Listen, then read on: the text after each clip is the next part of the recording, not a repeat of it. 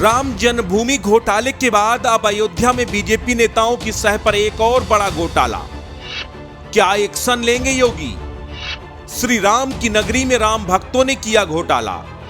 राम नाम की है लूट, लूट सके तो लूट। बीजेपी नेताओं ने अवैध कॉलोनी काट कर बेच डाली जमीन। एंटी भूमाफिया अभियान चलाने वाले योगी के अपने ही बने भूमाफिया।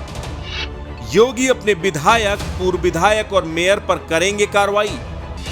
सरकार की जीरो टॉलरेंस की छवि ऐसे होगी मजबूत। जन्मभूमि घोटाले के बाद एक और गड़बड़ झाला। श्री राम की नगरी अयोध्या बीजेपी सरकार के एजेंडे में पहले दिन से शामिल है। वहां एक तरफ भव्य राम मंदिर बन रहा है तो दूसरी तरफ सरयू के घाट जगमगा रहे हैं। शहर में विकास की कई परियोजनाओं पर काम चल रहा है, लेकिन राम का नाम ले लेकर सियासत की पगडंडी चढ़ने वाले बीजेपी के स्थानीय मौका परस्त नेता अपने निजी हित में सब किए कराए पर पानी फेर दे रहे हैं। नहीं, ये छुटभइये नेता नहीं है। इसमें अयोध्या के बीजेपी विधायक वेद प्रकाश गुप्ता हैं, मिल्कीपुर विधानसभा के पूर्व विधायक गोरखनाथ हैं और शहर की बागडोर संभाल रहे मेयर ऋषिकेश उपाध्याय जैसे बड़े नेताओं का नाम शामिल है। ये आरोप हम नहीं लगा रहे। आप अयोध्या विकास प्राधिकरण द्वारा जारी की गई ये लिस्ट खुद देखिए और इन सब माननीयों के नामों पर नजर डालिए। ये मामला बड़ा पेचीदा है। यहाँ अदालत भी अपनी, वकील भी अपना, आरोप भी अपनों पर ही है और सुनवाई भी अपनों को ही करनी है। अयोध्या में सरकारी लूट की कहानी ही कुछ ऐसी है।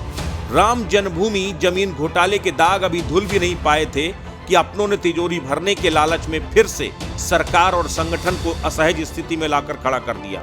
अब आपको बताते हैं कि पूरा माजरा क्या है। दरअसल अयोध्या विकास प्राधिकरण ने मुख्यमंत्री योगी आदित्यनाथ के आदेश पर एंटी भूमाफिया अभियान चला रखा है।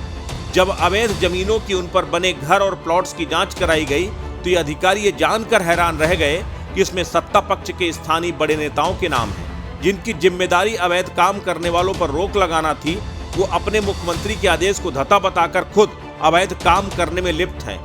उनकी शह पर अवैध जमीनों की खरीद फरोख्त का धंधा सालों से चल रहा है। अयोध्या में भगवान राम का भव्य मंदिर बन रहा है, जो पूरे देश के आकर्षण का केंद्र है। जमीनों की कीमतें आसमान छू रही हैं। बड़े बड़े कारोबारी और बिल्डर अयोध्या का रुख कर रहे हैं। ऐसे में भला अयोध्या के खद्दरधारी स्वार्थी माननीय कैसे चूक जाते?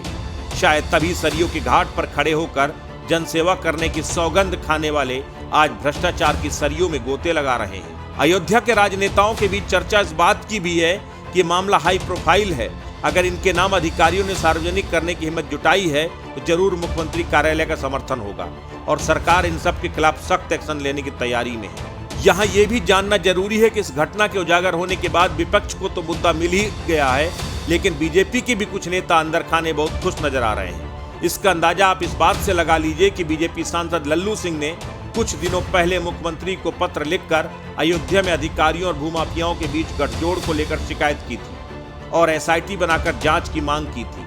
उन्हें बीजेपी के नेताओं की संलिप्तता का अंदाजा था। उसके बाद भी इसके लिए अनुरोध किया।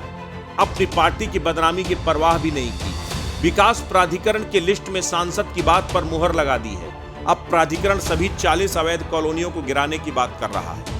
अयोध्या में दो फाड़ हो रही बीजेपी को एकजुट रखना और इस खुलासे के बाद पार्टी की लाज बचाना भी संगठन की बड़ी जिम्मेदारी है। अब सबकी नजरें मुख्यमंत्री योगी आदित्यनाथ की तरफ हैं कि जीरो टॉलरेंस की बात हर मंच पर करने वाले योगी मुंह में राम बगल में छुरी वाली कहावत चरितार्थ करने वाले, जनता को लूटने वाले, सरकार को चूना लगाने वाले माननीय और मिलीभगत करके अवैध काम की छूट देने वाले अधिकारियों पर क्या एक्शन लेंगे। अयोध्या से अस्तित्व न्यूज के लिए अनिल निषाद की रिपोर्ट।